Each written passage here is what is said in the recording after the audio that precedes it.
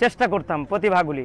তো এইভাবে করতে করতে আমাকে ছাত্ররা 10 টাকা 20 টাকা করে সকলে দিত, যে ভাই মেহেদি ভাই আপনি আমাকে ওয়াজগুলি শোনান, আব্দুল খালেকের কণ্ঠে বা হাফিজুর রহমানের কণ্ঠে, সকলের কণ্ঠে শোনাইতাম। তা আমির হামজা ভাইয়ের, তো আমাকে সকলে 10 টাকা 20 টাকা দিত। এইভাবে করতে করতে আমি আজকে এত দূর চলে 10 টাকা 20 টাকার হুজুর? জি না ভাই, 10 টাকা 20 টাকার হুজুর একসময় ছিলাম আর কি। এটা আমি বিভিন্ন ওই যে বাটম ফোনে আগে ওই মালাই বিক্রি করতে যাইতো বক্তারা, মানে এই যে বক্তারা মালাই বিক্রি? না না না না ভাই, আর কি ওই যে আপনার মালাই বিক্রি করতে যায় না সাইকেল নিয়ে, তো তারা ওই ওয়াজগুলি বাজাইতো। তা আমি ছোটবেলা, আমার তো আর ফোন ছিল না, তা আমি একজন গরিব ফ্যামিলির ছেলে, তো আমি ওই সময় ওই ওয়াজগুলো শুনে শুনে আমি আর কি। এখন কয় টাকার হুজুর? এখন জানি না ভাই, অত দূর না যাওয়াটাই ঠিক। আলহামদুলিল্লাহ এখন টাকা কামাই করেন? জি আলহামদুলিল্লাহ। কত করে নেন? আচ্ছা ভাই, এখন হলো আপনার যে আলোচনা, যে সমালোচনা বলতে পারি, যে বয়ানগুলো আছে একটু শোনান আমাদের। জি, তো এখন আমি সর্বপ্রথম আপনাদেরকে মাওলানা আমির হামজার কণ্ঠে আমি আলোচনা করে শোনাবো ইনশাআল্লাহ তাআলা। সম্মানিত ভাইয়ারাম, আল্লাহ রাব্বুল আলামিন পবিত্র কোরআনুল কারীমের ভিতরে কি বলেছেন জানেন? আল্লাহ রাব্বুল আলামিন বলেছেন হুদাল লিল মুত্তাকিন। হ্যাঁ যুবক ভাইয়ারা, যদি মুত্তাকিন হতে চাও তাহলে নিজে বাঁচো এবং অপরকে বাঁচাও। আমরা নিজেরাও কোনোদিন নামাজের দিকে যাই না, তো অপরকে কেমনে নেবেন? এ কথা বলেন। নিজে হুদাল লিল মুত্তাকিন হওয়া দরকার আছে না নাই? নিজেকেও বাঁচতে হবে এবং অপরকেও বাঁচাইতে হবে। এই জন্য আল্লাহ রাব্বুল আলামিন বলতেছেন ইয়া আইয়ুহাল্লাযীনা আমানু কু আনফুসাকুম ওয়া আহলিকুম নারা। সুবহানাল্লাহ বলেন। আল্লাহ রাব্বুল আলামিন বলতেছেন নিজে বাঁচো এবং অপরকে বাঁচাও। কেননা পরিবার যদি জাহান্নামে চলে যায় আর আপনি যদি জান্নাতে যান, মনে হয় খুশির সংবাদ।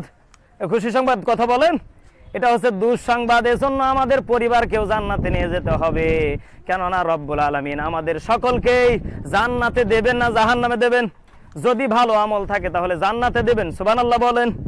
দেখবেন ঠিক এইভাবে মাওলানা মুফতি আমির হামজা ভাই এভাবে আলোচনা করে থাকেন। এরপর যে আপনাদেরকে আমি ডক্টর মিজানুর রহমান আজহারি, দেখবেন ঠিক এভাবে উনি আলোচনা করে থাকেন। রব্বুল আলামিন বলেছেন, ও বান্দা ও গোলাম শোনো শোনো, তোমরা আমি রবকে আপন করে নেবে, আমি রব তোমাদেরকেও আপন করে নেব। সুবহানাল্লাহ বলেন। রব্বুল আলামিন কত ভালোবাসেন জানেন? রব্বুল আলামিন বলে, ও গোলাম তোমরা আমি রবকে আপন করে নাও, আমি রব তোমাদেরকে আপন করে নেব। এই জন্য রব্বুল আলামিনকে আপন করা দরকার আছে না নাই? রব্বুল আলামিনকে যখন আমরা আপন করে নেব, ও বান্দা আমি রব তোমাদেরকে আপন করে নেব। সুবহানাল্লাহ। দেখবেন ঠিক এইভাবে দীর্ঘ অনেকক্ষণ ধরে আলোচনা করার কারণে গলার সমস্যা হয়ে গেছে, তো কেউ টেনশন নেবেন না। তো আলহামদুলিল্লাহ, আমি এখন আপনাদেরকে মাওলানা আব্দুল খালেক শরীয়তপুরী হুজুরের কণ্ঠে আলোচনা শোনাবো ইনশাআল্লাহ তাআলা।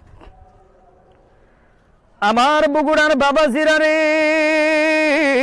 খুব খেয়াল করে শুনবেন, কেউ কাহার দিকে নজর দেবেন না বাবাজি। আল্লাহ রব্বুল আলামিন এই জমিনের বুকে কেন সৃষ্টি করেছেন জানেন? আল্লাহ রব্বুল আলামিন এই জন্য সৃষ্টি করেছেন, আমার আল্লাহ রব্বুল আলামিন বান্দাদেরকে জান্নাতে দেবে। এই জন্য আল্লাহ রব্বুল আলামিন বললেন, ওয়ালতাকুম মিনকুম উম্মাতুন ইয়াদউনা ইলাল খায়রি ওয়া ইয়ামুরুনা বিল মা'রুফ। বাবাজি, এই জন্য আল্লাহ রব্বুল আলামিন আয়াতের ভিতরে জানায় দিলেন, তোমাদের ভিতরে এমন একটা দল থাকা প্রয়োজন, যেই দলের কারণে আমি আল্লাহ রব্বুল আলামিনের দলটা পেয়ে যাবে। জোরে জোরে বলেন না সুবহানাল্লাহ।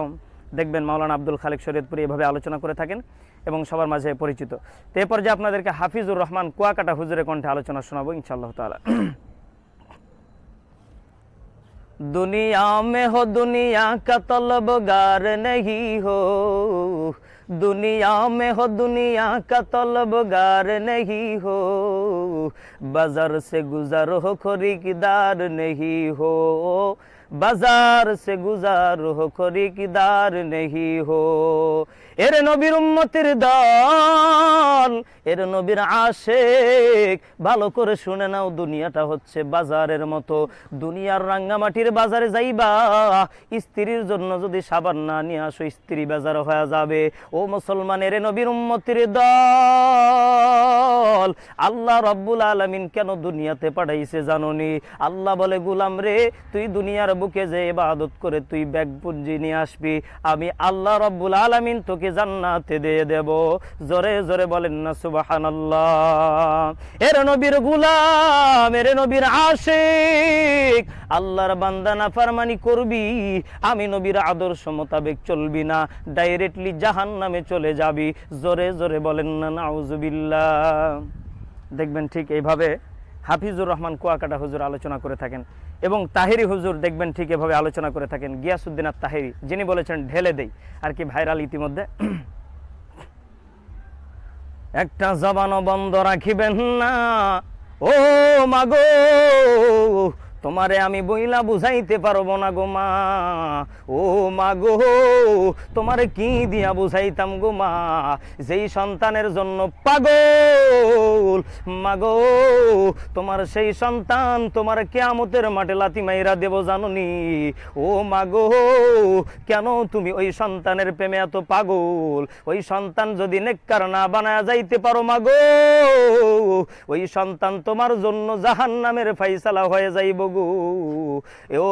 ও মুসলমান ভাইরা গো, এই জন্য যুবক ভাইরা রে, নামাজের দরকার আছে না নাই?